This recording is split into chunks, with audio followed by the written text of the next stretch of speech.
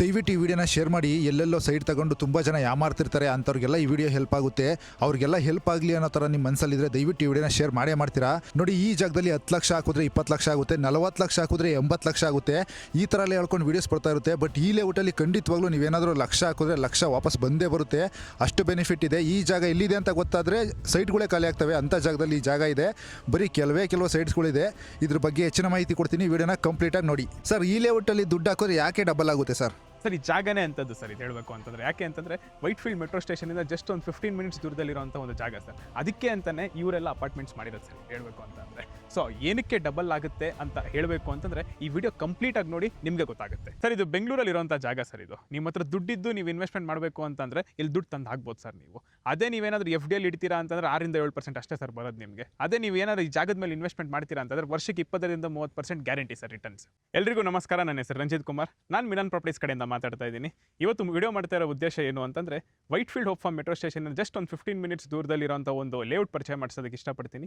ಈ ಲೇಔಟಲ್ಲಿ ನೀವು ಇನ್ವೆಸ್ಟ್ಮೆಂಟ್ ಮಾಡಿದ್ರೆ ಏನೆಲ್ಲ ಬೆನಿಫಿಟ್ಸ್ ಇದೆ ಅಂತ ನಾನು ನೀಟಾಗಿ ನಿಮ್ಗೆ ಹೇಳ್ತೀನಿ. ಸೊ ಈ ಕಂಪ್ಲೀಟ್ ವಿಡಿಯೋನ ನೋಡಿ. ಸರ್, ಮೊದಲನೇದಾಗಿ ಲೇಔಟಲ್ಲಿ ಸೈಟ್ ಪರ್ಚೇಸ್ ಮಾಡಬೇಕು ಅಂತಂದರೆ ಇವಾಗ ಕ್ಲೈಂಟ್ಸ್ ಎಲ್ಲ ಥರ ಫೆಸಿಲಿಟೀಸ್ ಕೂಡ ಎಕ್ಸ್ಪೆಕ್ಟ್ ಮಾಡ್ತಾರೆ. ಸೊ ಅಂಥ ಅವರೊಂದು ಎಕ್ಸ್ಪೆಕ್ಟೇಷನ್ ರೀಚ್ ಮಾಡುವಂಥ ಫೆಸಿಲಿಟೀಸ್ ಈ ಲೇಔಟಲ್ಲಿ ಇದೆ ಅಂತ ನಾನು ಹೇಳ್ಬೋದು. ಸೊ ಹಂಗೆ ನೋಡೋದಾದರೆ ಇದು ಟೋಟಲ್ ಹೇಳಬೇಕು ಅಂದರೆ ಗೆಟೆಡ್ ಕಮ್ಯುನಿಟಿ ಕಾನ್ಸೆಪ್ಟಲ್ಲಿ ಮಾಡಿರೋದು. ಇದು ಎಲ್ಲ ಕಡೆನೂ ಥ್ರೂಔಟ್ ಕಾಂಪೌಂಡ್ ವಾಲ್ ಇದೆ. ಸೊ ಆಮೇಲೆ ಇದು ನೋಡೋದಾದರೆ 30 ಫೀಟ್ ವೈಡ್ CC ರೋಡ್ ಇದೆ ಇಲ್ಲಿ. ಸೊ ಪ್ರತಿ ಒಂದು ಸೈಟ್ಗೂ ಅಷ್ಟೇ ನೀವು ಇಲ್ಲಿ ನೋಡೋದಾದರೆ ವಾಟರ್ ಕನೆಕ್ಷನ್ ಇದೆ, ಸೀವೇಜ್ ಕನೆಕ್ಷನ್ ಇದೆ, ಪ್ಲಸ್ ಅಂಡರ್ಗ್ರೌಂಡ್ ಎಲೆಕ್ಟ್ರಿಸಿಟಿ ಇದೆ.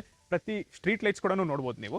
ಸೊ ಹಾಗೆ ಒಂದು ಮನೆ ಕಟ್ಕೊಳ್ಳೋದಕ್ಕೆ ಏನೇನು ಅಮ್ಯುನಿಟೀಸ್ ಬೇಕು, ಫೆಸಿಲಿಟೀಸ್ ಬೇಕು, ಪ್ರತಿ ಒಂದು ಫೆಸಿಲಿಟಿನೂ ನಮ್ಮ ಲೇಔಟಲ್ಲಿ ಇದೆ ಅಂತ ನಾನು ಹೇಳಕ್ಕೆ ಇಷ್ಟಪಡ್ತೀನಿ ಸರ್. ಸರ್, ಈ ಲೇಔಟ್ ಸುತ್ತಮುತ್ತ ಪ್ಲಸ್ ಪಾಯಿಂಟ್ ಏನು ಅಂತ ಅಂದರೆ ಮೇನ್ ಬಂದು ಕನೆಕ್ಟಿವಿಟಿ ಸರ್. ಇಲ್ಲಿಂದ ಜಸ್ಟ್ ಒಂದು 15 ಮಿನಿಟ್ಸ್ ದೂರದಲ್ಲಿ ವೈಟ್ ಫೀಲ್ಡ್ ಸಿಗುತ್ತೆ ನಿಮಗೆ. ಪ್ಲಸ್ ಇನ್ನೊಂದೇನು ಅಂದರೆ ನಮ್ಮ ಲೇಔಟ್ ಡೆವಲಪ್ಮೆಂಟ್ ಆಗಿರೋದು ಎಂಥ ಒಂದು ಲೊಕೇಶನಲ್ಲಿ ಅಂತಂದರೆ ಒಂದು ಪ್ರೈಮ್ ಲೊಕೇಶನ್ ಅಂತಲೇ ಹೇಳ್ಬೋದು. ಸೊ ಹಿಂದೆ ನೋಡ್ತಾ ಇರ್ಬೋದು ನೀವು ಸೌಕರ್ಯನಿಕ ಅಪಾರ್ಟ್ಮೆಂಟ್ ಕಾಣಿಸ್ತಿದೆ. ಸೊ ಇದು ಬಂದು ಸೌಖ್ಯ ರೋಡಲ್ಲೇ ಇರುವಂಥ ಒಂದು ಅಪಾರ್ಟ್ಮೆಂಟ್ಸ್. ಅದ್ರ ಬ್ಯಾಕ್ ಸೈಡ್ ಇರೋದೇ ನಮ್ಮ ಲೇಔಟ್ ಸರ್. ಸೊ ಅದ್ರ ಪ್ರಕಾರ ಹೇಳಬೇಕು ಅಂತಂದ್ರೆ ಆ ಕಡೆ ನೀವು ತೋರಿಸೋದಾದ್ರೆ DS Max ಅಪಾರ್ಟ್ಮೆಂಟ್ಸ್ ಕೂಡ ಕಟ್ತಾ ಇದ್ದಾರೆ ಅಲ್ಲಿ.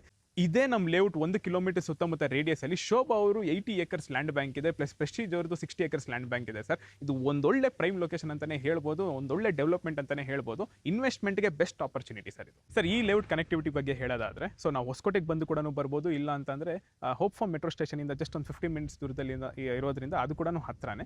ಇನ್ನೊಂದೇನು ಅಂದ್ರೆ ಕೇರ್ಪುರಂ ಮೆಟ್ರೋ ಸ್ಟೇಷನ್ ಇಂದನೂ ನಾವು ಬರ್ಬೋದು. ಸೊ ಅದಕ್ಕಿಂತ ಎಲ್ಲ ಮಿಗಿಲಾಗಿ ಹೇಳಬೇಕು ಅಂದ್ರೆ ಜಸ್ಟ್ ಒಂದು ನಮ್ಮ ಲೇಔಟ್ ಇಂದ 2 ಕಿಲೋಮೀಟರ್ಸ್ ದೂರದಲ್ಲಿ ಬುಲೆಟ್ ಟ್ರೈನ್ ಹಾಲ್ಟಿಂಗ್ ಪಾಯಿಂಟ್ ಕೂಡ ಬರ್ತಿದೆ. ಸೊ ಅದೊಂದು ಪ್ಲಸ್ ಪಾಯಿಂಟ್ ಅಂತಾನೆ ಹೇಳ್ಬೋದು. ಆಮೇಲೆ STR ಹೈವೇಗೆ ತುಂಬಾ ಹತ್ತಿರದಲ್ಲಿರುವಂತ ಒಂದು ಲೇಔಟ್ ಸರ್ ನಮ್ದು. ಇದು ನಮ್ಮ ಲೇಔಟ್ ನ ಕನೆಕ್ಟಿವಿಟಿ ಆಗಿರುತ್ತೆ. ಸರ್, ಈ ಪ್ರಾಜೆಕ್ಟ್ ಅಲ್ಲಿ ಹೇಳಬೇಕು ಅಂದ್ರೆ 2 ತರ ಡೈಮೆನ್ಷನ್ಸ್ ಬರುತ್ತೆ. ಈಸ್ಟ್ ಮತ್ತೆ ವೆಸ್ಟ್ ಫೇಸಿಂಗ್ ಸೈಟ್ಸ್ ಅಲ್ಲಿ ಹೇಳಬೇಕು ಅಂದ್ರೆ 1400 ಸ್ಕ್ವೇರ್ ಫೀಟ್ಸ್ ಇಂದ ಸ್ಟಾರ್ಟ್ ಆಗುತ್ತೆ.